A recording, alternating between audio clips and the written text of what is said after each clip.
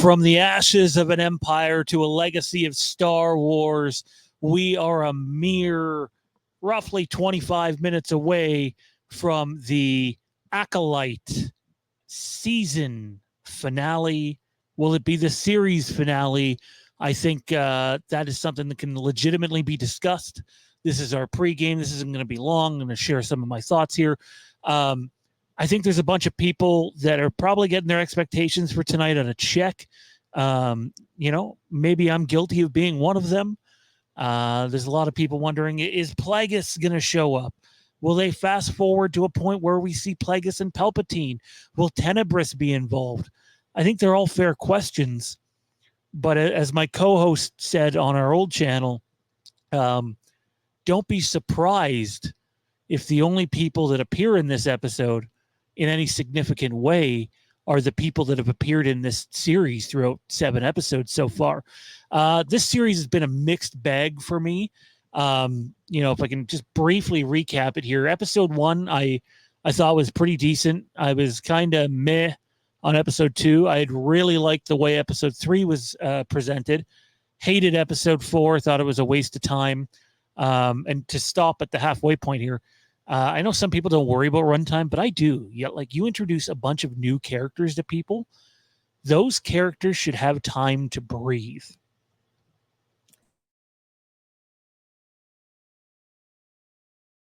If you don't give those characters time to breathe, time to grow, time to relate to, the impact of their deaths aren't nearly as much.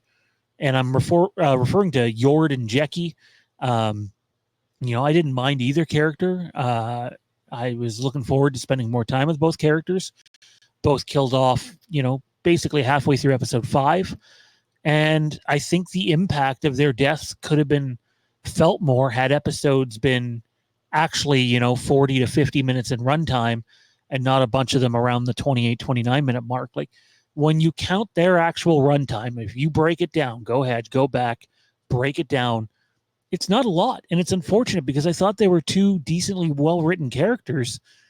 And then it sort of becomes cannon fodder because we're supposed to care about these deaths. But, we just didn't get to spend time with them. So maybe runtime's not a big deal to some people, but for me, it's a big deal. Production quality is a big deal. Episode 5, I really liked, but it was too short. It could have been great, and instead of it being great, it was just kind of okay with a spectacular lightsaber battle. Episode 6, I thought the production quality took a turn. It was at its highest point yet. I found it very enjoyable, and I thought from a storytelling perspective, it had more time to breathe than the previous few episodes. And then episode 7, I thought was the worst one in the series. Most of it was stuff we had already seen.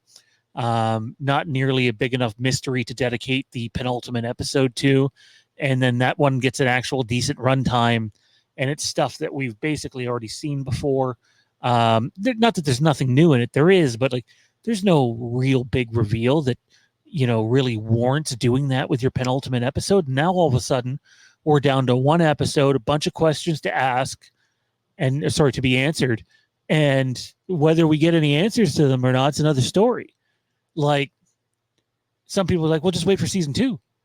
Well, let me tell you right now, if you think season 2 is a guarantee, I got some swamp water in Florida to sell you. We're going to talk about that tonight on the review. By the way, we're going to have a review of this episode live streaming right after it's over. We'll be on for anywhere from 60 to 90 minutes discussing it, breaking it all down. But I wanted to take a few minutes in this episode just to see what social media was saying today. And let's see what comes up here. Apologize ahead of time. This is a live feed, so I don't know what we're going to see and what we're not going to see. 11 minutes ago, while you were watching The Acolyte tonight, remember that their budget is $180 million. That's 12 Godzilla minus ones. In comparison, the Dune Part 2 budget's $190 million. 8 episodes later, I still can't find where the money went. And neither can he. Okay. That's pretty funny. I got to give them credit. Well, one area the money went is when this thing was filmed during the pandemic. Production costs are just now starting to come down. Even with that said, I too am having a hard time figuring out where $180 million went. It doesn't look or feel like $180 million show. Yeah, I'm not going to stop on that one. Prepare for the finale of The Acolyte with a happy song. It has a good beat and you can dance to it. Anakin blew up the Death Star. They're not wrong. You know, Mr. Gore's not wrong in what he says there. Mistakes happen. You know, it is what it is. Star Wars explained just in time for the finale. Thanks to Hasbro. Yeah, that's a pretty cool setup. Pretty good figures. You know, might have been good to have these available to the public before the show started. You know, I'd love to sit here and give Hasbro credit, but they don't deserve it with the way they've handled the Star Wars license. Not going to give him any attention.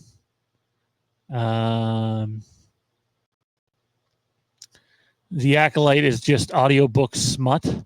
She holds the throbbing lightsaber at his throat, gazing longingly into his eyes.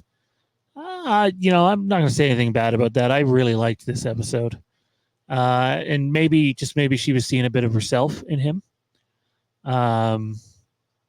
Here's a detailed new look at the Acolyte's villain, Chimere, aka the Stranger. I dig the outfit, and I think Manny Jacinto, had he been given more time on screen once the reveal had happened, it would have been more effective. What a performance by Dean Charles Chapman in The Acolyte. That haunted look he has at the end is striking. Also shows off neat lightsaber skills. Yeah, I got to tell you, as a guy who loves Game of Thrones and Westeros content, this guy was given dick all to work with in this show. Not to come across like a negative Nancy, but go watch what he's able to do at a much younger age in Game of Thrones compared to this. And hey, what you're given matters. Let's see what else. We'll do a couple more here. Yeah,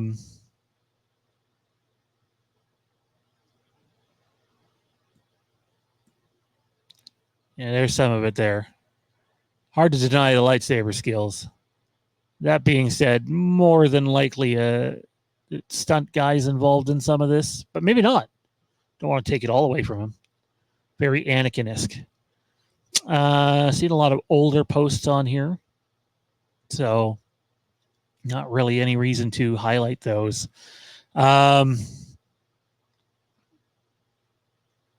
Anyways, The Acolyte season finale premieres in about 20 minutes time. You know, if I was a betting man, I would say we're not going to see Plagueis or Tenebris or Jump to the Future with Palpatine. And I think my buddy Kieran's probably right, where they'll stick to the characters in the show. But I would also bet on you don't get all the questions answered that you want answered or need answered. And with no guarantee of the future, that's really unfortunate. You know, people invest their hard-earned money into a Disney Plus app. And, I do think something needs to change with the way they distribute content, Star Wars, Marvel, Disney in general, because it's not event television. It's not Game of Thrones or House of the Dragon or The Last of Us or anything like that. And, people say, well, it's not supposed to be. And I'll say, no, you're wrong. Star Wars was supposed to be event television. They advertised it as such. Star Wars was a brand worth it. And again, I think this show's a mixed bag. I don't think it's horrible, but I think it had the potential to be great, and instead it's just mediocre. Maybe you think I'm being too harsh on it. Let me know in the comment section down below. I'm always up for a good debate. Just keep it clean. Let us know if you're excited for the Acolyte premiere. If you've seen the season finale. If you've seen the season finale, comment down below what you thought of it. And check out our live stream coming up right after this. You can check out our other channels, Haddonfield and Beyond if you're a Halloween and horror fan, The Legacy of Westeros, and Fandom Haven for wrestling, Supernatural, Smallville, Marvel, DC, you name it, we got it over there. But that's going to do it for us in this video, and we'll see you next time. May the Force be with you.